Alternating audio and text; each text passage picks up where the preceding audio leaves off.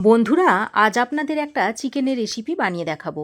এটা বানানো খুবই সহজ, সকলেই তৈরি করতে পারবেন। এমন একটা সহজ চিকেনের রেসিপি, আর খেতেও কিন্তু দুর্দান্ত হয়। এই শীতকাল থাকতে থাকতেই কিন্তু এই চিকেনের রেসিপিটা তৈরি করে দেখবেন। ভাত হোক বা রুটি, পরোটা, লুচি সব কিছুর সাথেই জমে যাবে। তাহলে চলুন আর কথা না বাড়িয়ে চিকেনের এই সহজ রেসিপিটা দেখে নেওয়া যাক। নমস্কার বন্ধুরা, তিয়াশাস রেসিপিতে সকলকে স্বাগত জানিয়ে আজ আমি শুরু করছি একটা দুর্দান্ত স্বাদের চিকেনের রেসিপি। এখানে আমি 600 গ্রাম মতো চিকেন নিয়েছি, আর চিকেনগুলোকে খুব ভালো করে ধুয়ে পরিষ্কার করে নিয়েছি। এবার কড়াই গরম করে দিয়ে দিচ্ছি সর্ষের তেল। 3 টেবিল চামচ মতো সর্ষের তেল দিয়ে দিলাম।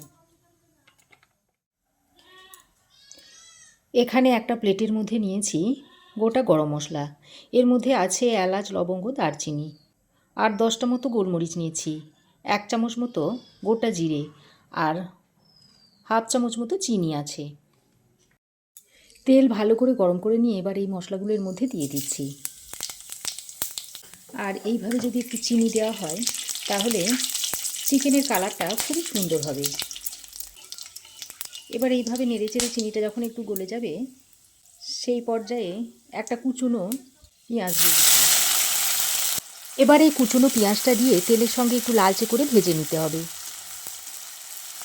তো পেঁয়াজটাকে বেশ কিছুক্ষণ ভেজে নেওয়ার পর এবার আমি চিকেনটা এর মধ্যে দিয়ে দিচ্ছি। চিকেনের সঙ্গে পরিমাণ মতো নুন দিয়ে দিচ্ছি। এবার গ্যাসের ফ্লেমটাকে হাইতে করে চিকেনটাকে বেশ ভালো করে ভেজে নিতে হবে। আর গ্যাসের ফ্লেমটাকে যদি লোতে রেখে চিকেনটা ভাজা হয় তাহলে চিকেন থেকে বেশ অনেকটা পরিমাণে জল বেরিয়ে যাবে। তখন আর চিকেনটা ভালো করে ভাজা হবে না, চিকেনের একটা কাঁচা গন্ধ থেকে যাবে। এদিকে চিকেনটা ভাজা হতে হতে আমি ততক্ষণে একটা মশলা তৈরি করে নিচ্ছি। তার জন্য একটা মিক্সিং জার নিয়ে নিয়েছি। এবার এই মিক্সিং জারের মধ্যে দিয়ে দিচ্ছি 1 ইঞ্চ মতো আদার টুকরো, দিয়ে দিচ্ছি 1 মুঠো মতো রসুন, 2টো কাঁচা লঙ্কা দিয়ে দিচ্ছি, দিয়ে দিচ্ছি একটা বড় সাইজের কুচনো টমেটো, আর বেশ খানিকটা ডাঁটি সমেত ধনেপাতা দিয়ে দিচ্ছি। এবার অল্প পরিমাণে জল দিয়ে এটার একটা মিহি পেস্ট তৈরি করে নিচ্ছি। তো এই রকম একটা মিহি পেস্ট তৈরি করে নিয়েছি। এবার দেখুন, এদিকে আমি 4-5 মিনিট মতো হাই হিটে চিকেনটাকে খুব ভালো করে ভেজে নিয়েছি। এবার আমি যে মশলাটা বেটে নিয়েছিলাম সেটা এর মধ্যে দিয়ে দিচ্ছি, আর সঙ্গে দিয়ে দিচ্ছি 1 চামচ মতো হলুদ গুঁড়ো, 1 চামচ দিয়ে দিচ্ছি জিরে গুঁড়ো, 1.5 চামচ পরিমাণ দিয়ে দিচ্ছি ধনে গুঁড়ো, আর রঙের জন্য দিয়ে দিচ্ছি হাফ চামচ মতো কাশ্মীরি লঙ্কার গুঁড়ো। এবার আমি মিক্সিং জারের মধ্যে অল্প পরিমাণে জল নিয়ে যে মশলাটা লেগেছিল সেটা এখানে দিয়ে দিচ্ছি।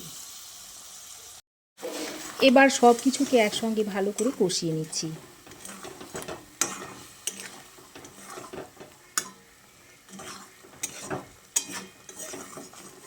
তো মশলা খুব ভালোভাবে কষিয়ে নিতে হবে, আর মশলা যত ভালোভাবে কষাবেন চিকেনের স্বাদ কিন্তু ততই বাড়বে। এই শীত চলে যাবার আগে আপনারা এইভাবে একবার চিকেনটা তৈরি করে খেয়ে দেখবেন। আশা করছি আপনাদেরও ভালো লাগবে। তো বাটা মশলাটা দিয়ে চিকেনটাকে আমি খুব ভালো করে কষিয়ে নিয়েছি। চিকেন থেকে দেখুন তেল ছাড়তে শুরু করেছে। ঠিক এই পর্যায়ে আমি এই চিকেনের মধ্যে জল দিয়ে দিচ্ছি, আর অল্প পরিমাণে জলটা দেব। চিকেনটা একটু মাখো মাখো হবে, তাই আমি অল্প পরিমাণে জলটা দিয়েছি। জলটা দিয়ে ভালো করে নেড়েচেড়ে মিশিয়ে নিচ্ছি। চিকেনের সঙ্গে জলটা ভালো করে নেড়েচেড়ে মিশিয়ে নেওয়ার পর এখানে আপনারা নুনটা একটু চেক করে নেবেন। চিকেনটা যখন এভাবে বেশ ভালোভাবে ফুটে উঠবে, ঠিক সেই পর্যায়ে একটা ঢাকনা লাগিয়ে চিকেনটাকে আমি 15-20 মিনিট মতো রান্না করে নেব। তো দেখুন 15-20 মিনিট ধরে আমি লো টু মিডিয়াম ফ্লেমে চিকেনটাকে রান্না করে নিয়েছি, আর চিকেন খুব ভালোভাবে সেদ্ধ হয়ে গেছে। আর চিকেনটা দেখুন একটু মাখো মাখো হয়ে এসেছে। এবার এই পর্যায়ে আমি অল্প কিছু গরম মশলার গুঁড়ো দিয়ে দিচ্ছি, আর দিয়ে দিচ্ছি অল্প পরিমাণে একটু ঘি। এবার এই ঘি আর গরম মশলার গুঁড়োটা দিয়ে খুব ভালো করে নেড়ে চেড়ে মিশিয়ে নিলেই চিকেনটা একেবারে সার্ভ করার জন্য রেডি হয়ে যাবে। তো চিকেনটা এখন আমি সার্ভ করে দিচ্ছি।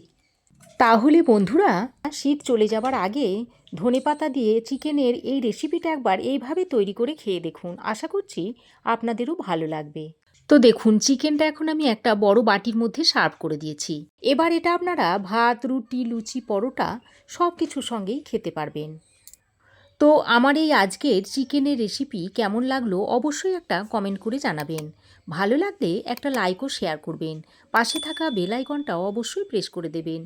আর আমার চ্যানেলে যদি নতুন হয়ে থাকেন তো প্লিজ চ্যানেলটাকে সাবস্ক্রাইব করার অনুরোধ রইল। আজ এ পর্যন্তই। আবার দেখা হবে নতুন কোনো রেসিপি নিয়ে নেক্সট এপিসোডে। সে পর্যন্ত ভালো থাকবেন, সুস্থ থাকবেন। ধন্যবাদ।